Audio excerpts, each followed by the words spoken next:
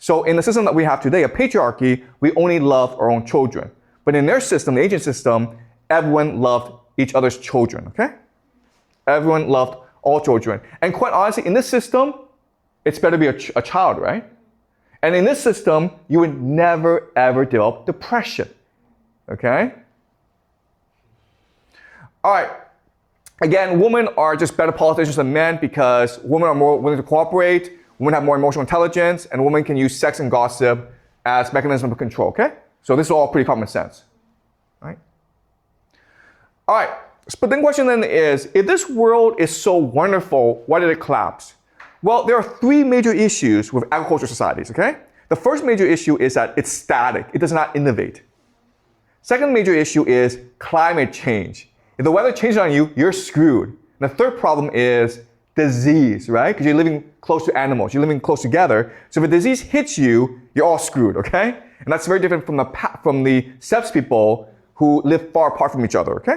All right, so we know that in Europe, the farmer communities, the population went collapse, okay? So this is the level of carbon dioxide in the air. We can measure the level of carbon dioxide in the air. We know that about the year 3000 BCE, the population collapsed, okay? All right, it collapsed everywhere in Europe. Why did this happen? The plague, guys, okay? That's a problem with being a farmer. You are always susceptible to the plague. So we know that maybe, 4,000, 5,000 years ago, a plague broke out, okay? The Black Death, basically, by rats, okay? And remember, in this world, we trade with each other. So the Black Death was able to go everywhere and wipe out farming communities, okay? Even spread as far as China, okay? But the thing, though, is the steppe people are not as impacted because they live far apart from each other. So if one got the disease, you're not going to spread it to your entire family, your entire community. Whereas a farming community, they will, okay? So there's this huge drop in the population because of Black Death in Europe, okay? That's number one. Number two is climate change. So we know that now and then there's this huge climate change and that destroys agriculture, forcing people to migrate. And this is what we suspect happened in old Europe as well, okay? And so what's happening now is that because your society is static, because of disease, because of climate change, the population in Europe went all the way down, leaving the opportunity to come invade, okay? And they did come invade. So as you can see, when the agricultural people came, they came as families, okay? So the blue is the man, the red is the woman, okay? So 1 to 1, they go into Europe. But when the Yamnaya come, they come as young men, okay? So it's mainly blue, okay? And of course, what do young men do? They come and they steal your woman, okay? That's what young men do, guys. All right, and over time, what they will do is slowly establish new cultures because what's happening is that their culture is blending with other cultures as well. And why this is happening is the geography is different, right? So in the steppes, they have a certain culture, but when they move to agriculture, they now have to combine their culture with the local ones. And this happens everywhere, producing different cultures and producing different languages as well. Okay, so all of Europe was radically transformed because of this migration. And again, this migration, it was basically a genocide. So you look at Britain, okay?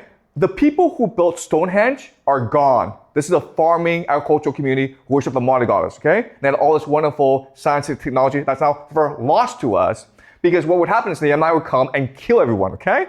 So this is the blue is the farmer people, the red is Yamnaya. Total genocide, okay guys?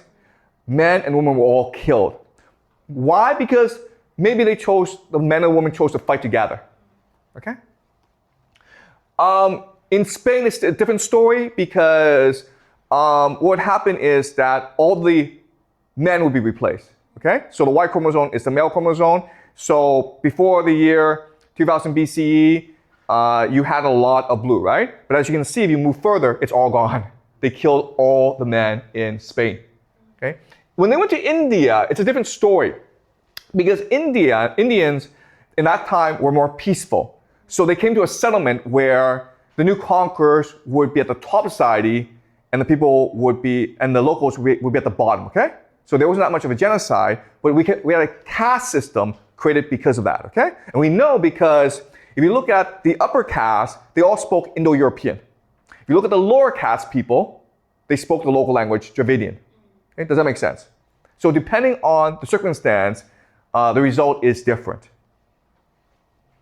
All right? Okay. This is a wonderful book called The Horse, the Wheel, and Language, written by David Anthony, who's a Harvard anthropologist. And he explains to us the Yamnaya culture and why they were so dominant, okay?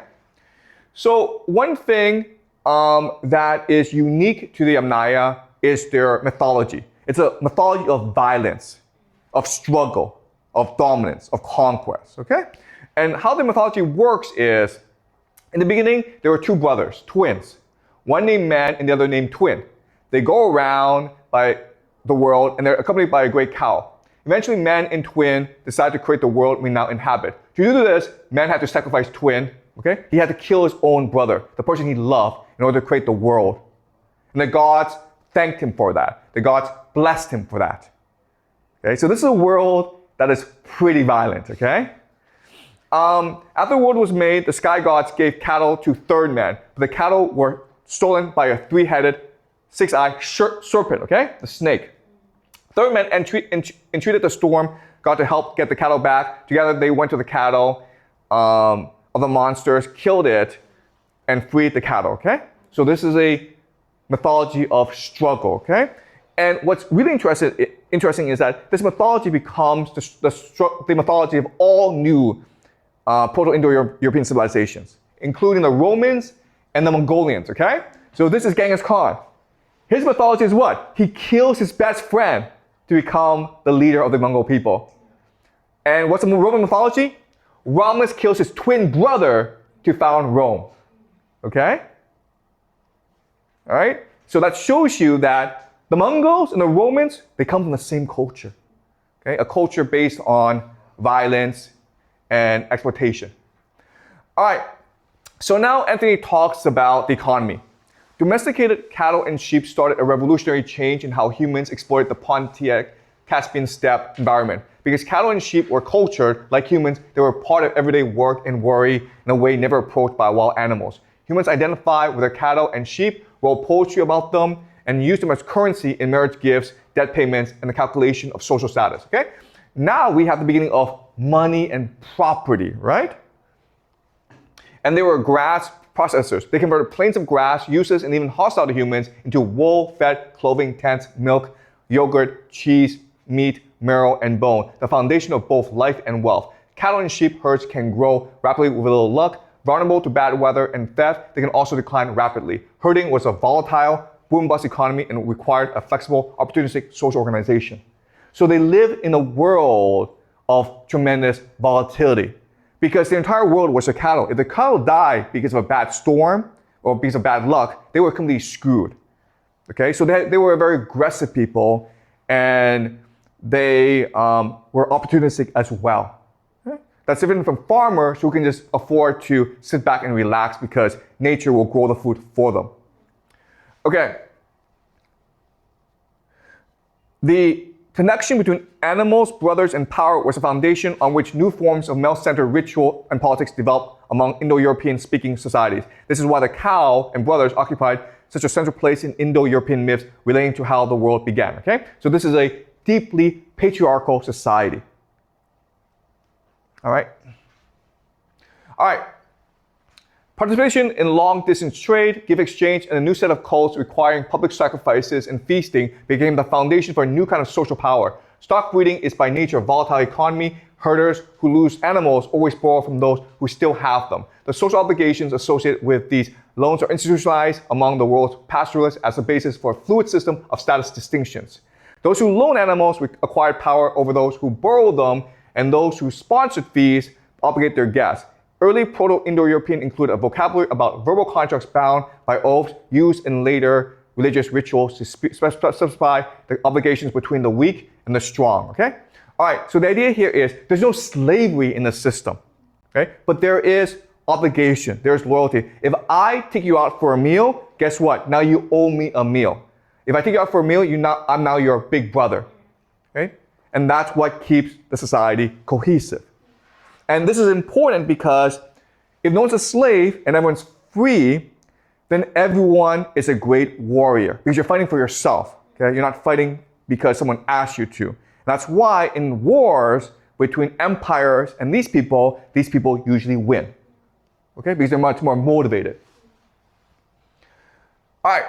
Wealth, military power, and a more productive herding system probably brought prestige and power to the identities associated with Proto-Indo-European dialects after 33 BCE. The guest host institution extended the protections of oath-bound obligations to new social groups.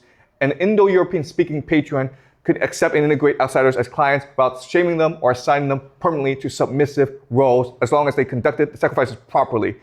Praise poetry at public feasts encouraged patrons to be generous and validated the language of the songs as a vehicle for communication with the gods who regulated everything, okay? So another way of saying this is that even though there are wealthy people and poor people, they are still treated with respect, okay? It's a very egalitarian society, okay? And what keeps the system in place is their belief in the gods, okay? The belief that if I do you a favor, then you owe me a favor. We have a contract now. The gods oversee the contracts. And what's really important is that this is an open-ended system, so it's easy for me to bring in more people into this system.